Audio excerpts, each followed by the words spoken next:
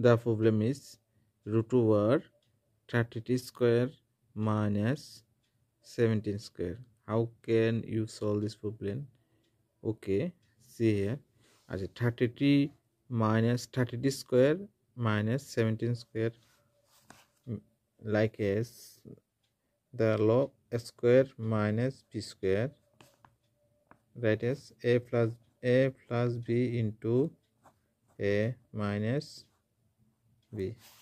So 33 square minus 17 square, like as a plus b into a minus b.